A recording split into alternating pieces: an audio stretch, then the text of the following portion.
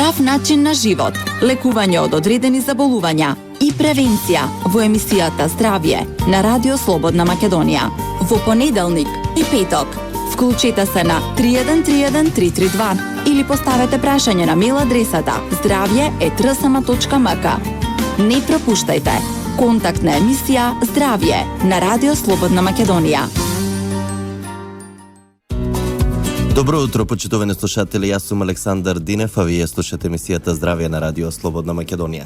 И овој понеделник, кога зборуваме за здравата храна и здравиот начин на живот, мој соговорник заедно со мене во студиото на Радио Слободна Македонија е доктор Александар Митов, магистер по здравствена екологија и влијание на животната средина врз здравието. Доктор Митов, добро утро и добро дојдовте повторно во Здравје. Добро утро, добро ве најдов. За денеска како тема најавивме најновите официјални препораки за исхраната во САД. Повеќе земји во светот објавуваат препораки или им укажуваат на своите граѓани препораки за исхрана како поздраво да се хранат. Според многумина највлијателни се сметаат токму официјалните препораки за исхрана на Соединетите Американски држави, кои беа објавени минатиот месец, поточно пред 3 недели. Дали денеска може малку да ги разгледаме и да видиме што е ново во однос на предходните препораки кои чинам се објавуваат на секои 5 години? Па ете, најнапред да ги појасниме самите препораки во смисол кој ги издава, на кој период ги издава, како што кажавте. Тоа се документи кои што официјално на секои 5 години се издаваат во Соединетите Американски држави. Всушност тоа се министерствата нивни, националните нивни авторитети, институции, кои што го произведуваат документот во тој на 5 години како последица на една опсежна анализа на сите студии кои што во меѓувреме биле објавени. Значи, се што било објавено по однос на тоа како влијае исхраната, како е поврзана со болести, се прават анализи за населението кај нив, на што е дефицитарно, значи дали има потреба од одредени витамини и минерали, и се собира научен комитет кој што ги произведува, да речеме, овие препораки. Понатаму имаат големо влијание истите. Најнапред ќе бидат преведени, да речеме, практично во пирамида или во чинија. Значи, нели, пирамидите порано, како што кажува, што е најчесто, што е поретко, што најретко да се јаде. Значи, ќе бидат сега преведени од научен документ во мощен практичен документ и како таков е дисперзиран не само низ Соединетите Американски држави, туку низ цел свет. Влијанието е врз цел свет. Од тука и денеска нели ги коментираме, бидејќи станува збор за многу важен документ кој што секако се што е тренд од Соединетите Американски држави го брзо го фаќа и остатокот од светот. И Европа и земјиве во кои спаѓа и Македонија. Да, одблиску го следев процесот во втората половина на минатата година, бидејќи тогаш веќе комитет излегуваа одредени насоки во кој правец би можело. Па имаше по тие блогови кои што се за нутриционизам, за здрава храна, имаше многу жешка дебата што ќе биде вклучено, како ќе биде вклучено, што ќе биде ограничено. Сега би можеле накратко само да ги кажеме наодите, бидејќи нели првиот дел од тој документ се наодите. Така, пред да ги кажеме наодите, кој всушност ја прави ова селекција? Научен комитет е на чело на овој процес, иако на крајот се носи под наводници политичка одлука, односно институциите треба да излезат со документ. Па затоа и ќе кажеме подоцна, една од забелешките на документот е дека е напишан во премногу дипломатски речник. Дека не е напишано во класичен научен речник. Така, точно и прецизно кажано. Не е баш така, бидејќи документот малку како што двосмислено. Да, како што велат комшиите србите, околиша. Значи документот малку оди од околу, не прецизира до крај, не кажува ова да се исфрли целосно бидејќи има научни студии или ова да се зима многу повеќе отколку сега, туку така охрабрува документот. За да не се најде некој повреден, сепак тоа е и политичко. Мокни индустрии се го прашање и реперкусиите може да бидат огромни. Така, тука е местната индустрија и саламите кои ги зборувавме. Едно значи ќе збориме и за нив, дека има големо незадоволство. Сега сепак некој остана налютен. Значи не да не ве отргнем од темата, може така, да се вратиме на наодите, да. 40% од популацијата во Соединетите Американски држави, тоа е првиот наод, дека не внесува доволно витамин А, витамин Д, витамин Е и С. Исто така се дефицитарни на фолат, калциум, магнезиум и на растителни влакна. Значи, најмалку 40% од популацијата се соочува со недостаток на овие витамини и минерали. Можеме да правиме сега некоја компарација, но верувам дека кај нас или е слична, можеби и полоша ситуацијата. Во тек е таква една студија во Институтот за јавно здравје кога се проверуваат навиките за исхрана на населението. Меѓутоа, ова открива една непријатна слика. Знаете, после ние се чудиме и како лекари, но и еве и како граѓани, ќе слушнеме некоја болест, особено кај некој помлад човек и ќе си кажеме од каде тоа. Нели, од што, па зошто, па како. И за жал само тогаш си ги поставуваме овие прашања, кога ќе слушнеме некоја непријатна вест. Но во принцип треба континуирано да сме свесни дека болестите не се лотарија, дека не паѓаат од небото, туку дека има природен биолошки тек и додека не можеме 100% да се обезбедиме, но можеме многу да го зајакнеме нашиот организам ако правилно се храниме, бидејќи ние еве конкретно за ракот ако зборуваме, нашето тело си носи природни одбранбени механизми. Не е чудо да го поразиме ракот додека е во рана форма, бидејќи нашето тело е снабдено со таков арсенал за да се брани. Но само треба преку исхрана да го потикнеме арсеналот, да го зајакнеме. Така. Потоа има дури 70% од населението, значи ова е вториот наод, дека дури 70% од населението во Соединетите Американски држави не ги внесува потребните количини на овошје во текот на денот. За ако се прашаме што е доволна количина на овошје, тие ја имаат така наречената препорака 5 на ден. Значи 5 парчиња овошје во текот на еден ден. Сега секој од нас може да си пресмета за себе дали го внесува тоа или не. Меѓутоа е кога е во прашање исхраната, еве и за вакви работи, најбитно е човек да се створи позитивна навика. Дали еден оброк или ќе биде само од овошје, или ќе стојат во канцеларијата на бирото тие 3 или 4 или 5 парчиња овошје, па ќе треба да ги изедам во текот на денот. Човек треба да се игра со тоа, да најде пријатен начин, но да се вратам пак и третиот наод кој што исто така загрижува и кој што тие го прогласиле дури и за така една загриженост од аспект на јавно здравје, е дека има доста честа недостаток на железо, особено кај женската популација. И во една реченица сведено имаат кажано дека населението во Соединетите Американски држави, и јас би рекол и кај нас, најчесто е прејадено, но подхрането. Тоа е тој парадокс, дека многу често завршуваме прејадени, но во суштина од аспект на квалитетот сме подхранети. Так, ја слушнавме методологијата. Убава констатација дадовте дека сме подхранети. Се надеваме дека и кај нас се повеќе ќе почнат да применуваат овој здрав начин на исхрана. Но да ги слушнеме и новините, кои се новите препораки за здрава храна, токму од издадени од американските научници. Така. Бидејќи се лидери во оваа област во светот. Тоа што за прв пат се сретнува во овие препораки и што беше така да речеме имаше силен одек и беше доста коментирано, е дека во овие препораки за прв пат се даде лимит на додадениот шеќер во исхраната, значи преку на кој било начини да е тоа додадено шеќер, дали е преку чоколади, дали е преку безалкохолни пијалоци или како и да е, не би требало да надмине 10% од вкупниот дневен внес на калории. Значи тоа е доста низок лимит, бидејќи шеќерот е висококалоричен. Така да можеме да замислиме каков одек има тоа, затоа имаше и многу, да речеме, побуна во индустријата за безалкохолни пијалоци во Америка, откако излегува овие препораки. Бидејќи ако така тргне човек, една чаша од тие пијалоци безалкохолните, да не ги кажувам сега по име конкретно, така. Една чаша од нив веќе човек ќе го однесе од другата страна на препораките, значи дека веќе ќе го надмине лимитот и дека додаден шекер веќе во текот на денот нема да смее да внесува.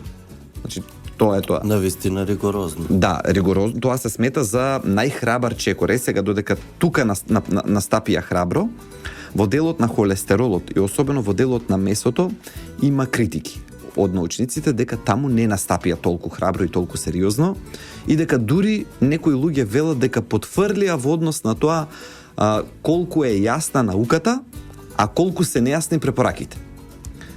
Некои научници одат дотаму да речат дека они ги изневеруваат граѓаните, тие кои што ги спремаа овие документи, бидејќи на јасен наод што се прави конкретно Така, убаво рековте, преработеното мора да играат двојна игра. Да.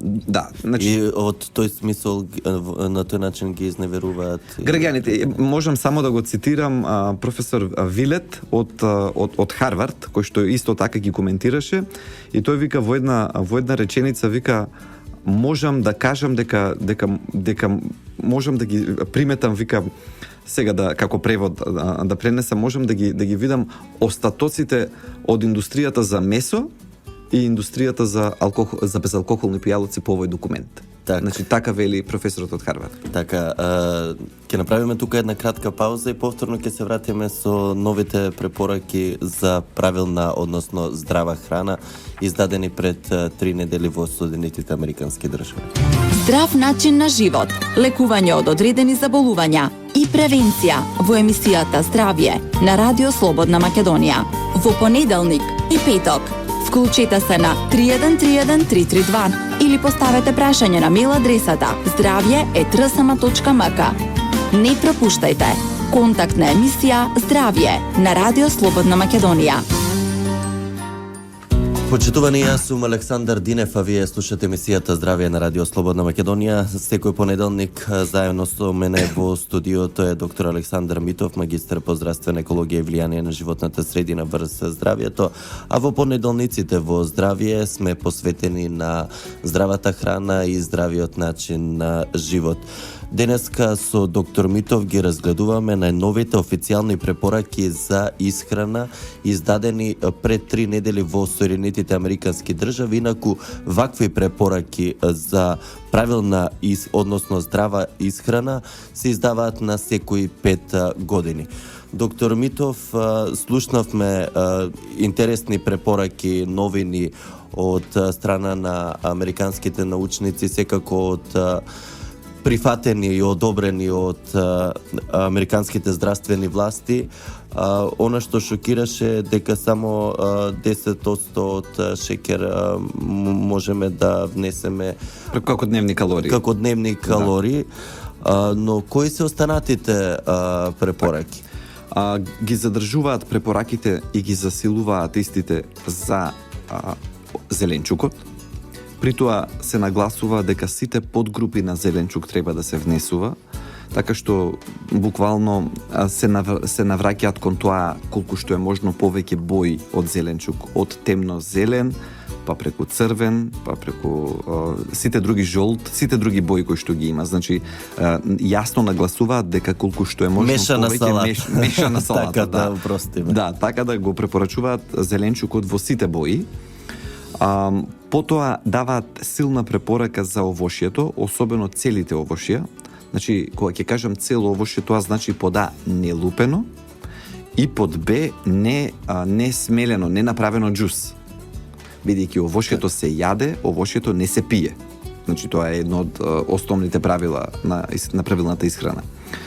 Потоа житарките исто така ги препорачуваат, при што препораката вели дека најмалку половина од нив би требало да бидат интегрални.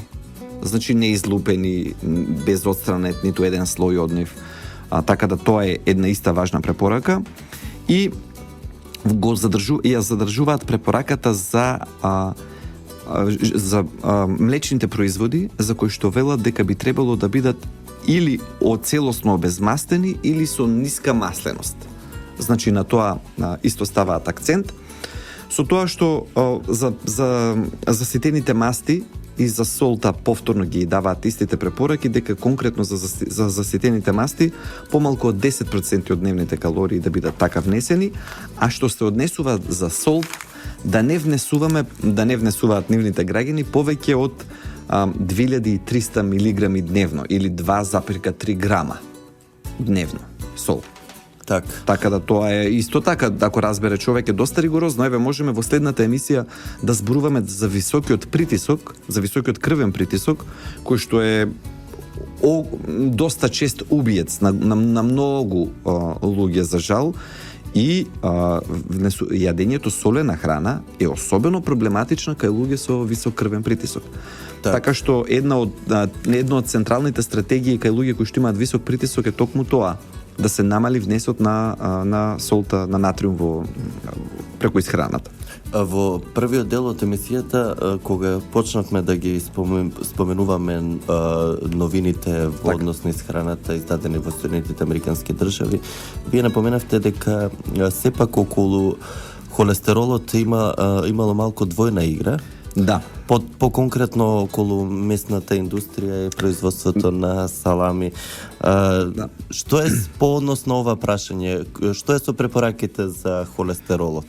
По однос на холестеролот, до претходниот извештај имаше препорака дека 300 милиграми дневно, значи дека треба да е горниот лимит, што е релативно ригорозно. Значи тоа само по себе е ригорозно и некои научници очекуваат дека таа граница ќе оди уште подолу на дневниот внес на холестерол, меѓутоа овој пат не им е избран тој речник, туку велат, ќе цитирам, внесување на холестерол преку исхрана колку што е можно помалку.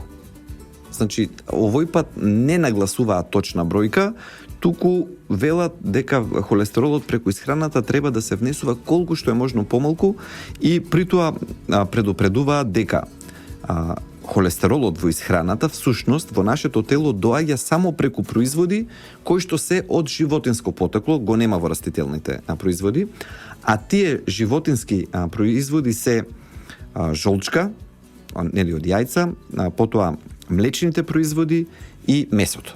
Значи тоа е единствен начин на кој што ние можеме да внесеме холестерол. Холестеролот се разбира е битна молекула за нашиот организам, толку важна што нашиот организам сам си ја создава. И не оставил на природата ние да треба сам да ја внесуваме, бидејќи е толку битна, ние сами ја создаваме, сами ја синтетизираме и затоа не треба да се внесува преку исхраната. Така, доктор Митов, бидејќи вие подолго ја следите оваа проблематика, ги следите сите извештаи издадени како препораки за здрава исхрана, еве конкретно денеска зборуваме за Соединетите Американски држави. Ваше мислење во минута до крајот на емисијата, што му недостига на овој извештај? Што е испуштено како однос на препорака?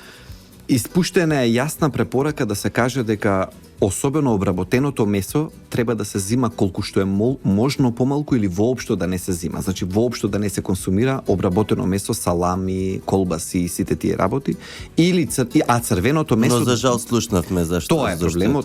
Тоа е главниот недостаток што многу луѓе, па и јас го наоѓам како сериозен недостаток на овој извештај.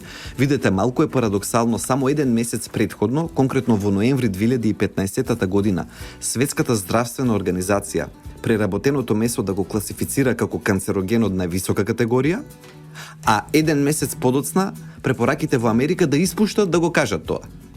И да испуштат да кажат дека граѓаните не треба да внесуваат обработено месо, бидејќи предизвикува рак. Така да сепак знаеме и објаснивме. Ова се смета за една победа на индустријата таму, бидејќи кога веќе Светската здравствена организација јасно кажува дека е огромен ризикот од внесување на обработени меса и црвени меса, требаше да го следат и тие.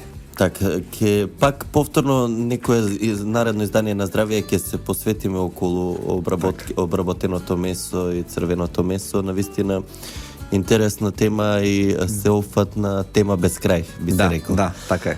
Ви благодарам и за овие корисни информации кои ги споделивте со нашите слушатели на Радио Слободна Македонија. И ви благодарам за учеството и во ова издание на Здравје. Ви благодарам и вам. Почитувани, тука е и крајот на денешното издание на емисијата Здравје во продукција на Трговско радиодифузно друштво Радио Слободна Македонија. Уредник и водител на емисијата Александар Динев, техничка реализација Драган Зафировски, видео реализација Дине Вучков. Денеска сме понеделник, 25 јануари 2016 година. Ви благодарам за вниманието со кое не следевте. Ви закажувам повторна средба со Здравје во петок во 9 часот и 5 минути. Од мене до слушање и пријатен работен ден. Здрав начин на живот, лекување од одредени заболувања и превенција во емисијата Здравје на Радио Слободна Македонија. Во понеделник и петок. Вклучете се на 3131 или поставете прашање на мејл адресата zdravje@rsma.mk. Не пропуштајте. Контактна емисија Здравје на Радио Слободна Македонија.